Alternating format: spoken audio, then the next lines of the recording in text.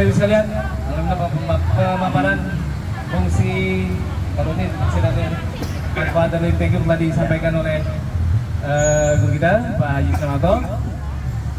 Mungkin banyak pertanyaan yang masih mengganjal di bapak-bapak sekalian sambil makan, sambil menikmati hidangan. Barangkali ada yang belum ditanyakan, silakan. Pak Opik biasa ada pertanyaan.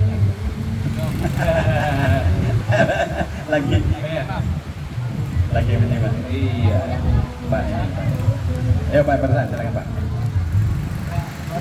Ya, boleh. Jawabannya lingkung ya Bapak Ibu ya. Jangan kemana-mana. Kadang-kadang saya menjelaskan secara juga tidak begitu paham karena mohon maaf karena macam karakter Gimana suaranya kurang tuh?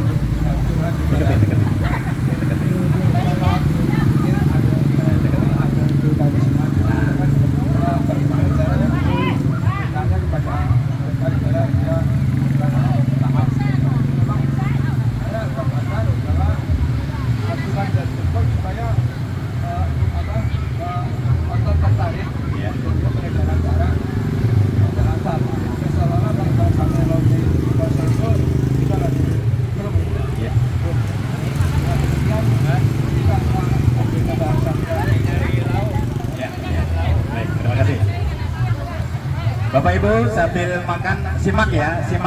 Jangan konsentrasi ke makanan saja, tapi dengerin juga. Sayang Bu, sayang. Ibu belum tentu sebulan sekali kan bertemu begini. Kenapa sih tadi di sasananya kadang-kadang penyampaiannya kok susah banget kita menyampaikan? Ya gitu ya Pak ya. Ya, sehingga diterimanya belum tentu bisa juga. Sebetulnya penyampaian itu ya Bapak Ibu, kalau kita ada hasil itu biasanya akan cepat. Pasti orang bertanya, ada hasil apa? Hasil dari terapi Lingpinggung. Ya contoh, kok Bapak sekarang seger? Kok Bapak sekarang kok kayaknya kok mantap banget ini, wajahnya glowing, umpamanya gitu ya. Nah itu dari situ sebetulnya lebih mudah untuk memberikan katakanlah jawaban-jawaban kepada peserta. Ya, biasanya orang itu akan melihat hasil, tapi prosesnya jarang banget orangnya. Padahal di Lingpinggung itu ketika Bapak Ibu melakukan terapi ini seminggu 3 kali, insya Allah ya tadi sudah saya katakan sirkulasi darah akan lancar, oksigen khususnya ke kepala juga lancar, sehingga rasa pusing, rasa mual itu bisa terhindari, apalagi GERD ya, asam lambung itu juga Bu. Jadi caranya sebetulnya feedback aja Bang Mirza. Feedback itu artinya kita tanya jawab, ada yang ini enggak. Nah, penyampaiannya tentunya yang paling mujarab adalah testimoni. Namun testimoni pun juga kadang-kadang kalau ditanya yang sembuh itu juga menjelaskannya belum tentu bisa. Kenapa? Jadi di Lingpinggung itu ada namanya slogan, just do it. Lakukan saja. Be healthy. Anda akan sehat. Terus to be happy, lakukan akan sehat, akan senang, bahagia. Itu saja Pak Mirsan. Semoga nanti bisa di. Ayo lagi. Baik. Topik. Saya. Oh iya. Berkaitan dengan hasil ya. Ya. Faktor-faktor apa yang membedakan dia bisa lebih cepat sembuh, Ya. dia lebih lambat, dia bisa lebih seseorang bisa lebih cepat menerima manfaat, tapi di sisi lain banyak orang yang juga agak lambat. Gua udah rajin LTK tapi kayaknya masih belum ada perubahan gitu kan. Oh dia udah cepet bisa udah sembuh seperti itu. Apa faktor-faktor apa yang bisa mempengaruhi kesembuhan atau hasil yang kita gerak Lingpinggung ini Pak Jinarto? Baik, terima kasih Pak Iwan. Bapak Ibu dengerin lagi nih. Beda ya. Kita kok ada yang dia sebulan kok langsung sembuh sih, banyak banget manfaatnya. Ini setahun nggak ada ini. Jadi faktor-faktor yang perlu Bapak ketahui, pertama udah pasti niat. Jadi kalau datang ke lapangan, mohon maaf, kan niatnya macam-macam tuh. Ada yang mau ketemu temen, ada yang supaya nanti biar hura-hura, bisa cekakek-cekiki, ada yang kita tuh memang pengen aja, misalnya pengen gaul gitu loh. Nah, itu sebetulnya semuanya adalah positif. Namun berkaitan ketika kita seseorang itu ada gangguan, handicap, penyakit, nggak bisa seperti itu saja. Berarti apa yang dilakukan? pelajari teori-teori tentang gerakannya, Pak Iwan. Ya, jadi pelajari. Contoh yang tadi, gerak Buddha itu posisi kaki yang benar seperti apa? Nah, satu. Kemudian kalau goyang pinggang seperti apa? Goyang pinggang banyak di sini udah begini udah diputar. Padahal goyang pinggang itu adalah semuanya pentokin dulu, pentok ke telinga. Ini kan terapi. Lak, hadapkan depan, baru turun. Tapi prakteknya ibu-ibu di sini udah turun. Apa rasanya? Nggak ada. Itulah yang ketika kita gerak nggak maksimal, Bapak Ibu. Jadi setahun pun nggak ada pengaruh. Ya, kedua. Pertama tadi niat, kedua coba gerakannya itu teori-teori dipelajari. Kemudian praktekkan sesuai dengan pakemnya. Pakemnya. Jadi kalau gerakan-gerakan yang kurang pas, tanya kepada instrukturnya. Ya, sehingga gerakan Bapak Ibu menjadi maksimal. Oke, yang kedua gerak. Ketiga, gunakan. Ya, gunakan pikiran. Jadi di lingkungan itu yang sehat paripurna itu ada 6, Bapak Ibu. Ingat nih, umpamanya nih, kok saya tadi setahun kok nggak dapat sini hasilnya nih, itu kok sebulanan. Karena beliau mungkin menggunakan 6 poin ini. Pertama, fisik sudah kita katakan lagi, gerakannya harus sesuai pakem, pas gerakannya, posisinya. Kedua, emosinya mulai dijaga. Pak Rudi katakan, jangan brutu dapat ada di lo begini, itu mengganggu Bapak Ibu untuk kesehatan, untuk kesembuhan, emosi, marah, cemas, gedek, jengkel. Ya baru gitu dah. Mental kita harus penuh semangat, namanya fighting spirit. Jadi mental kita gunakan begitu, saya ingin sembuh. Kemudian spiritual, ya Allah berikanlah kesembuhan ini. Kemudian yang sehat yang berikutnya tadi, ekonomi sosial. Saya punya kesempatan ke UMKM ini, barangkali nanti saya berjualan ini menjadi sejahtera, ekonominya meningkat, sejahtera. Sosial, ngumpul-ngumpul, anak kecil ini senang. Kira-kira itu Pak, anunya, ya, jadi kiat-kiatnya. Tonton lagi, yuk, Pak Topik. Ya, silakan yang lain. Bu Bambang, ada yang mau ditanyakan? Ayo Bu. Yang di sebelah sana, Bu Junaidi, UTB, ada yang mau ditanyakan? Waalaikumsalam. Yang selama ini saya ikuti itu pada saat kita buka jendela langit. Buka jendela langit itu apakah tangannya itu harus tegang gitu Pak? Dan saat kepala di situ dikatakan bahwa akan terasa panas. Ya. Berarti itu kan ada energi atau radiasi. Ya. Nah, bagaimana supaya usaha itu bisa efektif, bisa kita rasakan sampai ke mata, adanya pusar dan Ya, seluruh tubuh ya. ya, Iya, baik. itu Itu saja. apakah itu ada kaitannya dengan penyaluran energi atau Iya. baik. Baik. Terima kasih Bapak Bambang. Bapak Ibu, pertanyaan berikutnya. Sebetulnya gerakan buka jendela langit itu maksudnya apa sih? Kaitannya dengan bagaimana penyaluran energi. Bapak Ibu, setiap gerakan di lingkungan itu ada namanya filosofinya dan manfaatnya. Gak ada yang nggak berguna. Semua berguna. Cuman Bapak Ibu belum dapat ke sana, bahkan belum ada yang memberitahu. Ya, jangan dikira lipat pinggang segala itu juga nggak ada manfaat. Oh, luar biasa. Jadi ketika Pak Bambang melakukan yaitu buka jendela langit, secara energi sebetulnya ini adalah mengakses energi melalui telapak tangan Bapak ya dan Ibu semua. Ini jangan salah.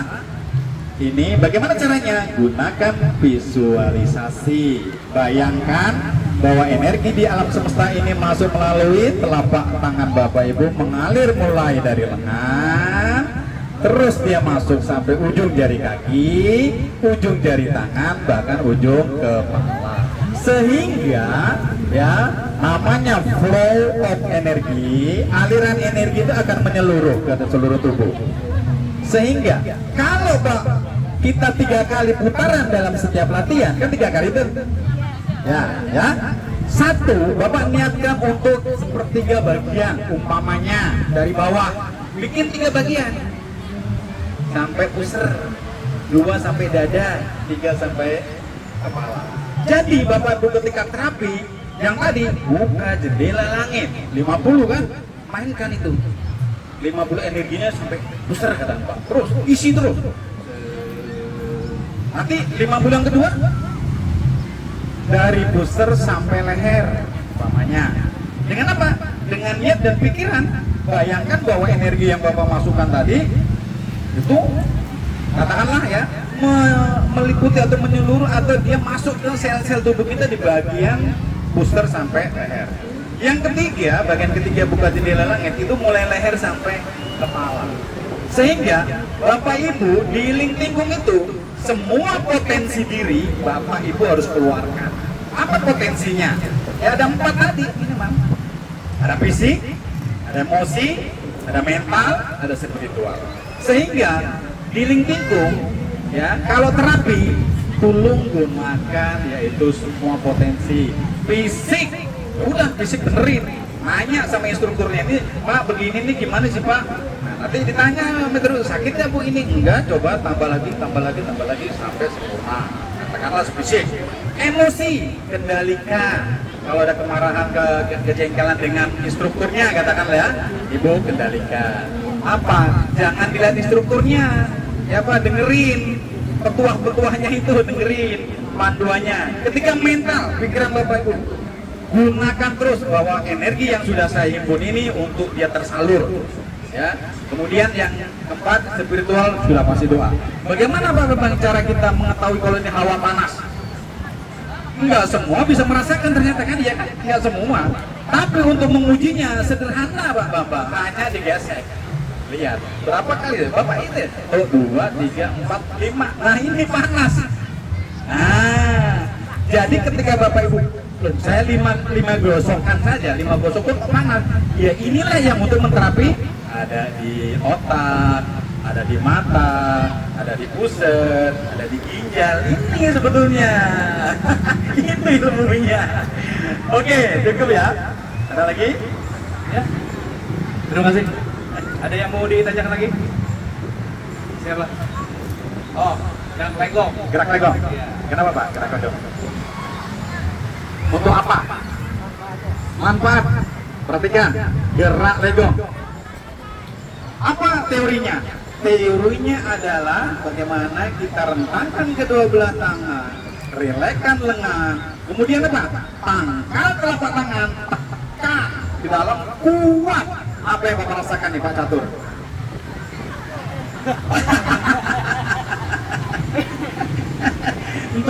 Itu mah mama. Bener, betul. Ya, kenapa betul?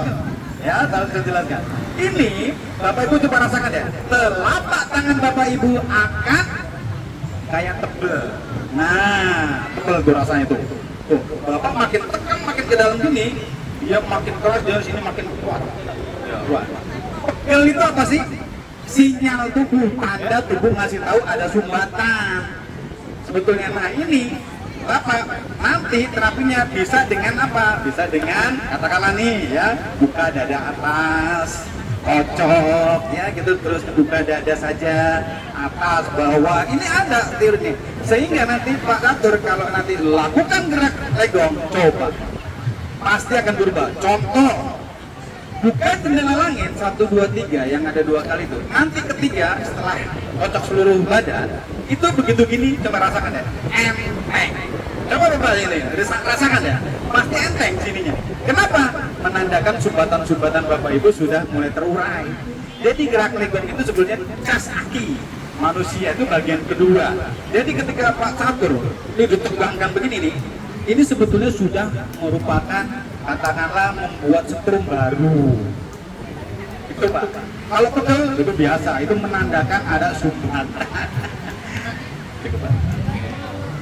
Ya, cukup. Iya, cukup. Ada yang bertanya atau cukup? Kita cukupkan? Cukup. Iya, baik. Terima kasih Bapak Ibu sekalian. Alhamdulillah ilmu baru lagi kita dapatkan ya, Mas Bambang, Mas Catur ya. Mas Catur, Mas Bambang jadinya gitu ya. Jadi ada 2. Iya. Ya. Mudah-mudahan apa yang telah disampaikan oleh beliau menjadi tambahan ilmu buat kita, tambahan motivasi kita, dan kalau nanti bisa kita manfaatkan, kita sebarkan ke orang-orang lain yang belum tahu. Teman-teman kita yang nggak ikut hari ini, nanti kita berikan informasi seperti yang telah disampaikan oleh Pak Haji Sunarto untuk menambah motivasi mereka, menambah motivasi kita untuk tetap melaksanakan atau mengikuti terapi gerak tengkung di Sasangan Nurman khususnya, dan mungkin nanti yang mau kemana silakan, karena di Sasangan Nurman kan Jumat, Sabtu, Ahad gitu kan, mungkin hari Senin, Selasa, Rabu, Kamisnya di tempat yang lain silakan ya. Saya kira itu saja.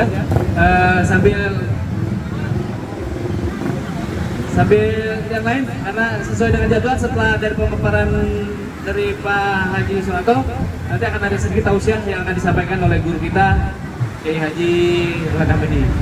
Sambil nunggu beliau kan ya. Nanti setelah ini baru kita istirahat. Sebenarnya jadwalnya istirahat, setelah tausiah baru istirahat baru makan gitu ya. Tapi alhamdulillah belum makan, sudah makan duluan ya. Nah, setelah ada juhur, kita ada games ya. Kita ada games ya, Pak Bik ya. Pak Bik udah menyiapkan games dan panitia. Ini kan tausiah.